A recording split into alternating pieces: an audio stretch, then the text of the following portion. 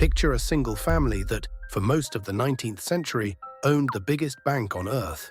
A family that lent money to kings, that bankrolled wars on both sides, and that once handed the British government £4 million overnight to buy the Suez Canal on nothing more than a handshake. Their coat of arms is a closed fist gripping 5 arrows, and the historians who have actually opened their private archive say it plainly. At their peak, the Rothschilds held the largest private fortune in modern history. So today, let me take you inside the rise of the richest family of all time, and let me separate the documented facts from the myths. Because with this family, there are an awful lot of myths. Our story starts in the most unlikely place you could imagine, a cramped, walled Jewish ghetto in the city of Frankfurt, a single dark street called the Judengasse. Life there was brutally restricted. The gates were locked at night, and on Sundays, the residents were hemmed into one overcrowded lane, and they were barred from owning land and from most respectable trades. And it was here, in 1744, that Meyer Amschel Rothschild was born. The family name came from a house his ancestors had lived in, Zum Roten Schild, the house at the Red Shield. That Red Shield is where the whole name Rothschild comes from. Meyer was orphaned as a boy. Both of his parents died of smallpox before he was 13. He was sent to train as an apprentice at a banking house up in Hanover, and there he learned how money really moved. Then he came home to that same narrow street and set himself up doing something small and clever. He dealt in rare coins, old medals and antiques, and he had a real gift for it. He started selling rare coins to a collector who happened to be one of the wealthiest royals in all of Germany, Prince William of Hesse. By around the age of 25, Meyer had earned the title of court factor, the prince's personal financial agent. That single relationship was the seed of everything. Because William of Hesse was sitting on one of the largest cash fortunes in Europe, and Meyer Amschel Rothschild was about to become the man he trusted to handle it. But here is the move that turned one clever coin dealer into a dynasty. Meyer had 5 sons, and instead of keeping them all under one roof in Frankfurt, he did something almost no banker had done before. He sent them out across Europe, one son to each of the great financial capitals, to build a single family bank with 5 branches that all answered to one another. Amschel, the eldest, stayed in Frankfurt. Salomon went to Vienna, the heart of the Austrian Empire. Nathan, the sharpest of them all, went to London. Karl went south to Naples, and James, the youngest, went to Paris. 5 sons, 5 cities: Frankfurt, London, Vienna, Naples, and Paris. That is what the 5 arrows on the family crest actually represent, one for each son, and under it they put their motto, 3 Latin words: Concordia, Integritas, Industria, harmony, integrity, and hard work. And these were not 5 rival businesses competing with each other. They were one network, sharing information faster than any government on the continent. The Rothschilds ran their own private courier system, with the fastest horses, fast boats, and yes, carrier pigeons, all carrying coded letters between the brothers.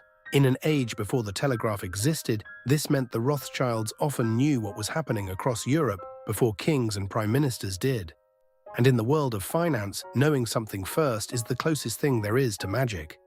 Meyer was so determined to keep this machine intact that his will reportedly locked control of the bank strictly inside the family, and for generations the Rothschilds even married their own cousins, again and again, specifically so the fortune would never be split or leak out to outsiders. That information edge made the family indispensable during the most chaotic period in European history, the Napoleonic Wars. While Napoleon tried to strangle Britain with a continental blockade, Nathan Rothschild in London pulled off something extraordinary.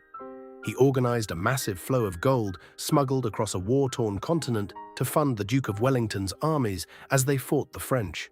The British government desperately needed to get hard money to its soldiers in Spain and beyond, and the Rothschild network could move it where literally no one else could.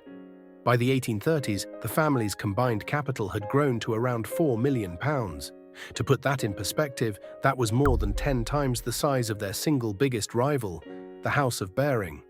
They didn't just join the European banking elite, they towered over all of it. And this brings us to the single most famous Rothschild story of all, the one you have almost certainly heard. The legend goes like this. In 1815, Nathan Rothschild got secret early word that Wellington had won the Battle of Waterloo before anyone else in London knew. So he supposedly rushed to the stock exchange and began dramatically selling British government bonds, tricking everyone into believing that Britain had actually lost. Prices crashed, panicked investors dumped everything they had, and then Nathan's agents quietly scooped it all up for pennies. Just before the real news arrived and prices exploded. One cunning, ruthless move that secretly made the family unimaginably rich. It is a fantastic story. There is just one problem with it. It isn't true. The historians who have gone through the family's actual records, including Niall Ferguson, the first historian ever granted full access to the Rothschild archive, found no evidence of that deception at all. What really happened is more boring and, honestly, more impressive. Nathan did get the news early, and he made a huge bet that lasting peace would push British government bonds up in value. So he bought. He held his nerve for nearly 2 years while everyone doubted him, and by 1817, he sold at roughly a 40% profit. That is brilliant investing, not sorcery. So where did the dramatic, sinister version come from? It was largely invented decades later, in an 1846 French pamphlet written by a man who literally signed himself Satan, a piece dripping with anti-Semitic stereotype, deliberately designed to paint the whole family as scheming and evil. It was later recycled, almost word for word, by Nazi propaganda films.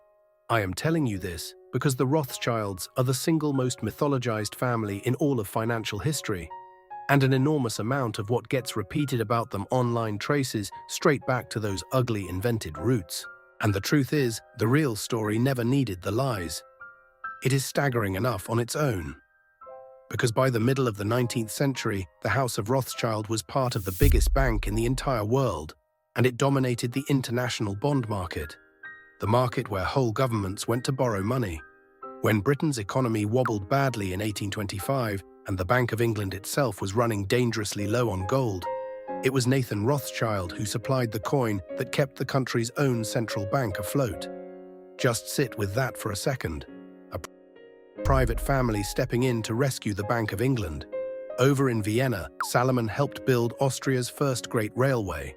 In Paris, James became, by many accounts, the richest man in all of France, financing the French rail network. The family was ennobled across the continent for all of this, made barons in the Austrian Empire and later in Britain. Then came 1875, and what might be the single most dazzling deal in the family's entire history.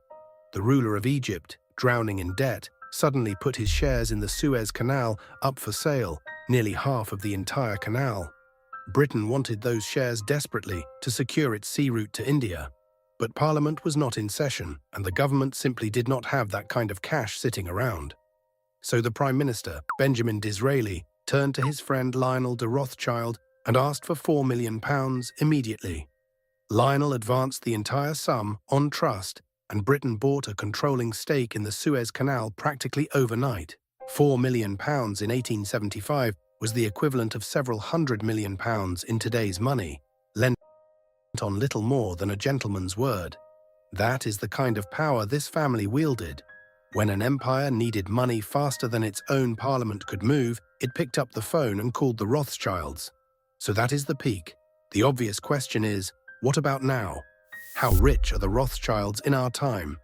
And here is where I have to be straight with you, because the internet will swear to you that they secretly control $500 trillion and own the world's money supply. That is not finance. That is conspiracy theory, and there is precisely zero evidence behind it. What serious historians and analysts actually find is this: the family's wealth today runs into the billions, not the trillions, and just as importantly, it is spread across hundreds of separate descendants in branches all over the world. There is no single Rothschild bank account, and there hasn't been for a very long time. The Sunday Times Rich List recently estimated the British branch of the family at around £1 billion. But the empire is still very much there if you know where to look. The family still controls Rothschild & Company, the investment bank, which manages well over €80 billion for its clients, and which the family took private back in 2023. And then there are the jewels you can actually see and taste. They own some of the most legendary vineyards on the planet, Chateau Lafite Rothschild and Chateau Mouton Rothschild in Bordeaux, where single bottles have sold at auction for more than $200,000 each. There is Waddesdon Manor in the English countryside, a vast French-style chateau built by Baron Ferdinand de Rothschild and packed with a world-class collection of art, now valued at over £350 million. The Rothschilds are no longer the biggest bank on earth, but more than 250 years after a boy in the Frankfurt Ghetto started dealing rare coins, the family name still sits on banks, on palaces, and on some of the finest wine in the world. So were the Rothschilds truly the richest family of all time? If you measure it by raw power at the peak, one family that was, for the better part of a century, the largest private fortune in the modern world, a family that lent to empires and steadied central banks, then honestly, it is very hard to name anyone who tops them.